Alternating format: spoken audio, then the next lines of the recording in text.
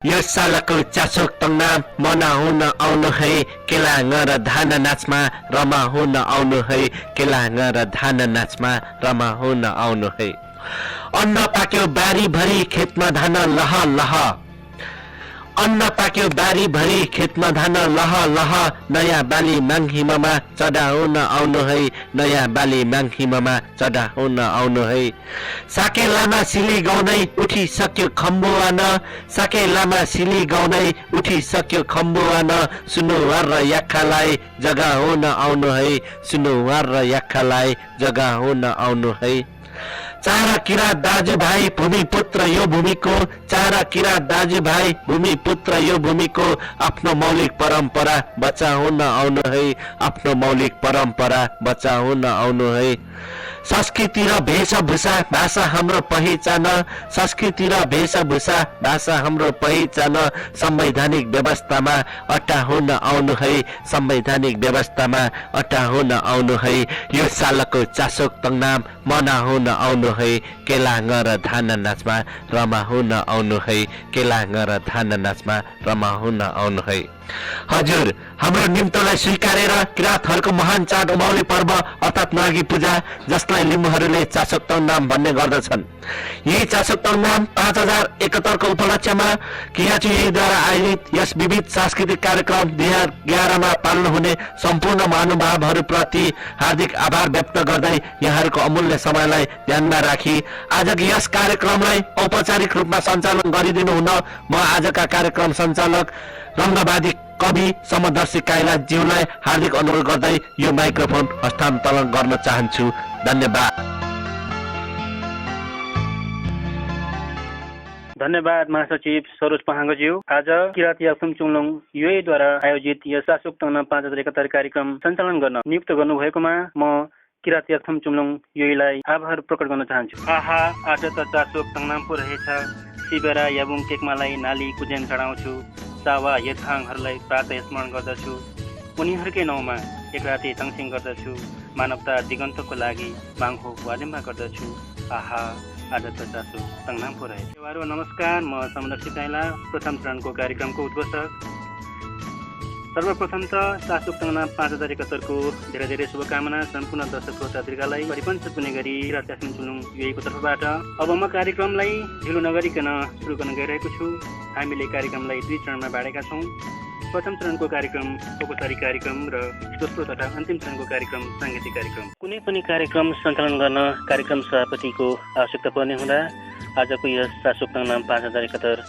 विविध सांस्कृतिक साँझको सभापतित्व गर्न किराँत याक्थुम चुम्लुङ युएका अध्यक्ष पीएस लिम्बुज्यूलाई अनुरोध गर्दछु सभापतिको आसन ग्रहण भइसकेको छ सभापतिको अनुमतिले कार्यक्रमलाई अगाडि बढाउने क्रममा आजको यस कार्यक्रमको प्रमुख अतिथि नेपाली राजदूतावास युएका नियोग उपप्रमुख दीपक अधिकारीज्यूलाई आसन ग्रहण गर्न हार्दिक अनुरोध गर्दछु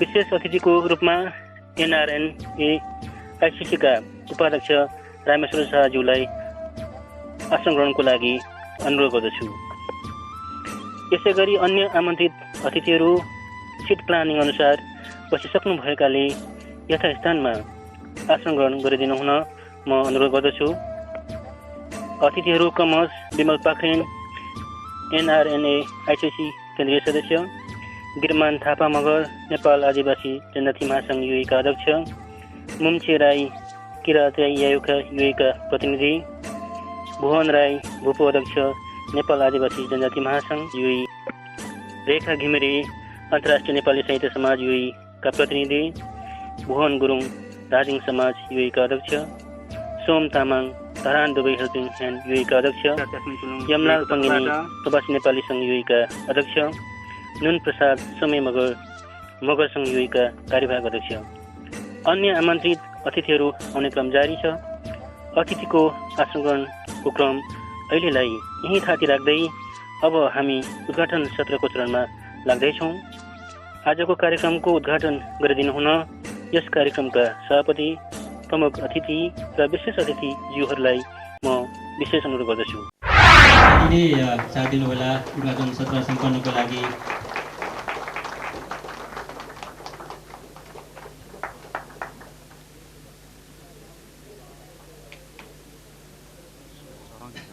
हाम्रो उद्घाटन सत्र सम्पन्न हुँदैछ।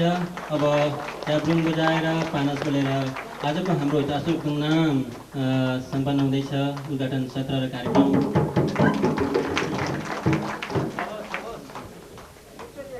धन्यवाद प्रमुख अतिथिज्यू, सभापतिज्यू र विशेष अतिथिज्यूहरूलाई।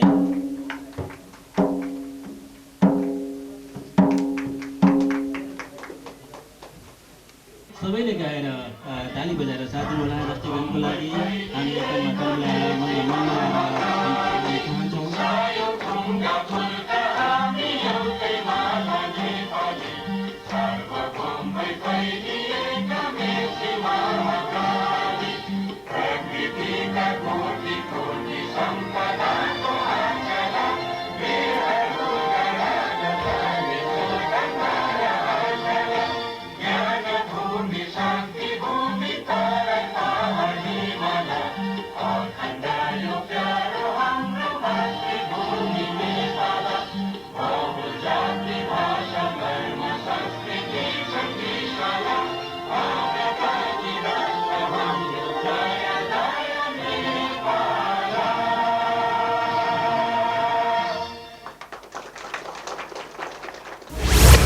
धन्यवाद उद्घोषितज्यू। यस समारोहमा अध्यक्षता गरिरहनुभएका सभाध्यक्षज्यू, यस चुम्लुङको निमन्त्रणलाई स्वीकारेर राजदूतावासबाट उपस्थित हुनुभएका प्रमुख अतिथिज्यू, साथै विभिन्न सङ्घ संस्थाबाट उपस्थित संस्था प्रमुखज्यूहरू र पत्रकार मित्रहरू र यस समारोहमा विविध कला र संस्कृति प्रस्तुत गरेर स्वर्णिम बनाउनको निम्ति उपस्थित हुनुभएका कला र कलाका धनी कलाकार मित्रहरू, यस चुम्लुङप्रति श्रद्धा आस्था राख्ने शुभेच्छुक साथै सहकर्मी मित्रहरूमा चासोक तङनाम 5071 को शुभ अवसरमा किरात याक्थुम चुम्लुङ यहाँहरूलाई हार्दिक अभिवादन तथा स्वागत गर्दछ। सर्वप्रथम यस संस्थाका आदरणीय पूर्व संस्थापक अध्यक्षज्यू र उहाँहरूको सहकर्मी मित्रहरूलाई पुनः स्मरण गर्दै धन्यवाद दिन चाहन्छु।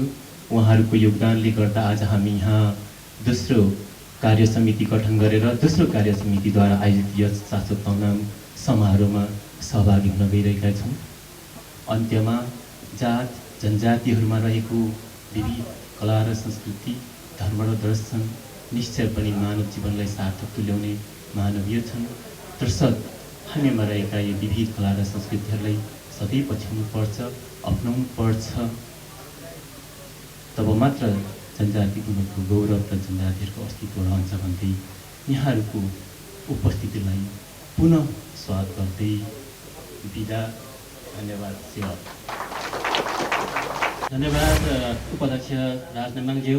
चासोक तङनाम के हो त सामान्य परिचय दिन हुनको लागि म रवि मादेनज्यूलाई आग्रह गर्दछु। नमस्कार सेवाहरू, क्याफुल्ला जदौ कुतुदुलपा सेउफाका आदि। यस गरिमामय आजको चासोक तङनाम यले तङ्ने 5071 साल अर्थात् विक्रम सम्वत 2068 सालको यस कृतिहरूको महान चाड चासोक तङनाममा आउनुभएका सम्पूर्ण आदाङ्ग महोदयहरूमा म रवि मादेनको तर्फबाट सेवारो पुनः यस विद्यार्थीहरूको चासोक तङ्नाम के हो त भन्ने बारेमा मैले भन्नुपर्दाखेरि चासोक भनेको नेपालीमा न्वागी हो र तङ्नाम भनेको पर्व अर्थात् चाड चासोक तङ्नाम। यसलाई लिम्बूहरूले चासोक तङ्नाम भन्छ भने यस जातिहरूकै मुख्य जातिहरूमा पर्ने राईहरूले यसलाई साकेला भन्ने गर्दछ भने सुनरहरूले चासुवा भन्छ भने यसै गरी यसलाई फुलचोतर पनि भनिन्छ। नेपालमा रहेको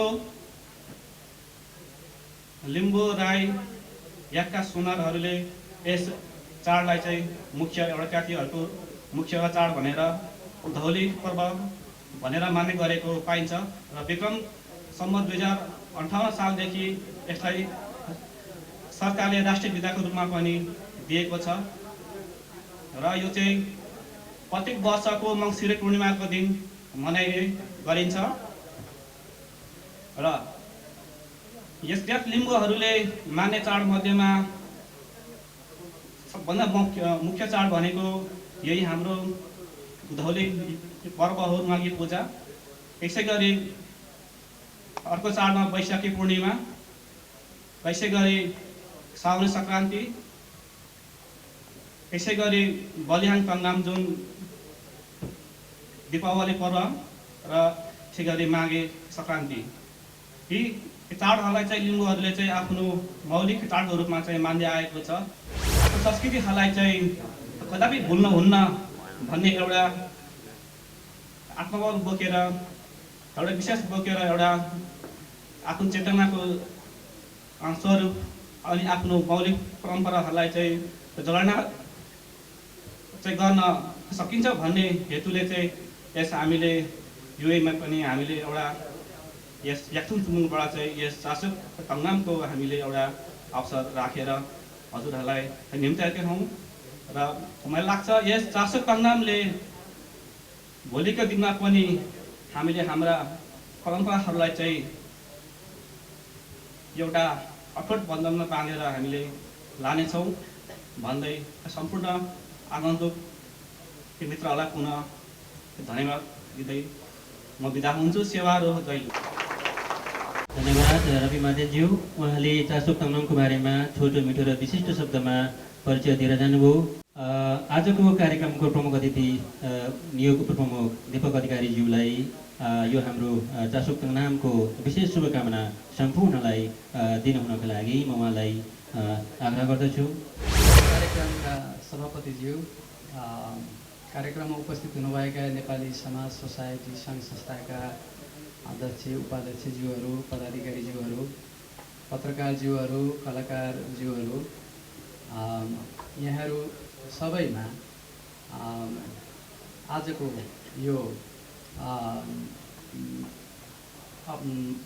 मङ्सिर धान्य पूर्णिमाको अवसरमा आयोजित लिम्बू लगायत नेपालका अन्य 3 जातहरूले मनाउनुहुने यो राष्ट्रिय पर्व उधौली पर्वको उपलक्ष्यमा यहाँहरूलाई हार्दिक शुभकामना दिन चाहन्छु, सेवारो भन्न चाहन्छु म यहाँहरू सबैलाई। यस कार्यक्रममा राजदूतावासलाई महामहिम राजदूतज्यू एवं राजदूतावास परिवारलाई आमन्त्रणा गर्नुभएकोमा किराँत याक्थुङ चुम्लुङ का पदाधिकारीज्यूहरू सबैलाई धेरै धेरै धन्यवाद दिन चाहन्छु। महामहिम राजदूतज्यूले यहाँहरू सबैलाई शुभकामना सुनाइदिन भन्नुभएको छ। म यहाँबाट यो कुरा यहाँहरूलाई सुनाउन चाहन्छु।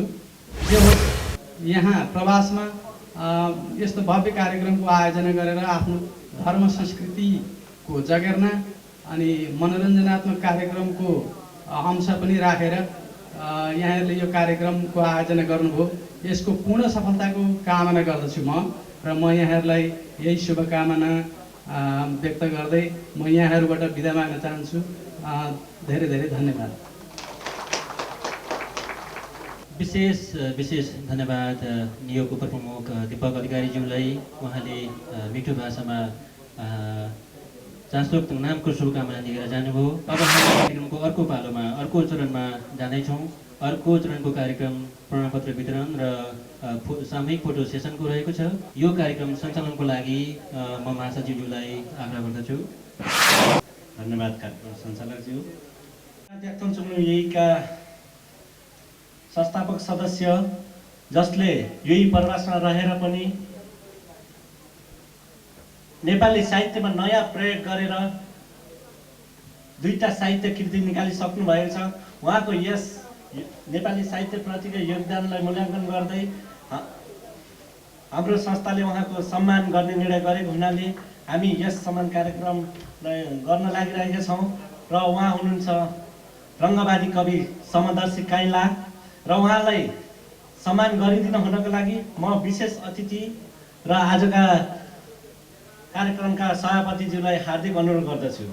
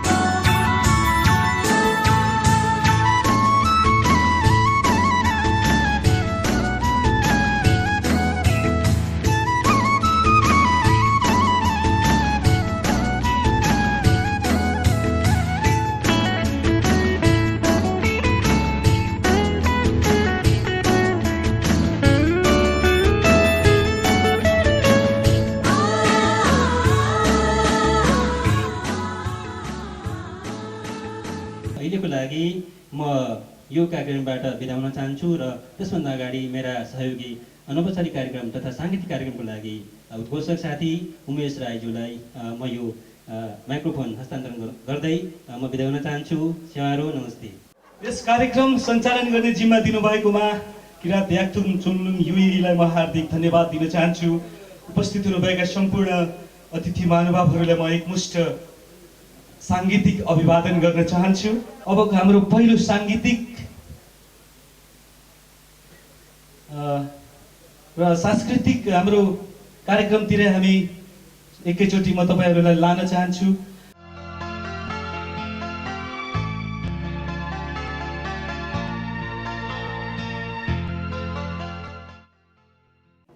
जब एउटै आमाको कोखबाट मान्छे र बाघको उत्पत्ति भयो, त्यसपछि बाघसँग प्राकृतिक रूपमा नै शक्तिशाली हतियारहरू थियो, आफूसँगै नङ्ग्रा दारा यस्ता, र मान्छे निर्बल थियो त्यतिखेर।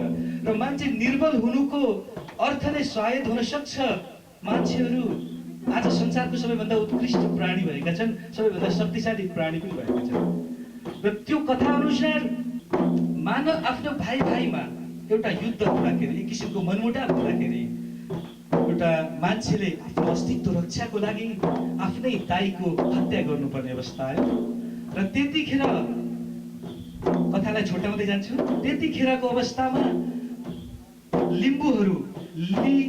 लिम्बूहरूको शाब्दिक अर्थ धनुबाण लिएको मान्छे पनि हुन्छ, धनुबाण चलाउने सिकारी पनि हुन्छ र एक अर्थमा, र धनुबाणको सहायताले आफ्नो दाइको अन्त्य गरेको र दाइसँगको युद्धमा जितेको एउटा कथा छ। त्यसपछि आफ्नो दाइको सम्झना स्वरूप, दुश्मन भए पनि आफ्नो दाइको सम्झना स्वरूप र त्यो सम्झनालाई कायम राख्नको लागि पनि, अनि एउटा दाइको मृत्यु भयो भन्ने खबर आफ्नो घर र आफ्नो परिवारमा लानको लागि किराँती पुर्खाले त्यो बाघको छालालाई बोकेर लगेको र सम्झना स्वरूप आफ्नै दाइको छालाले मोडेर च्याब्रुङ भन्ने जुन अहिले बजाइराखिएको एउटा बाजा छ, त्यो बाजा बाघको छालाद्वारा बनाइएको बाजा बजाएर नृत्य गरेर सम्झने गरिन्छ।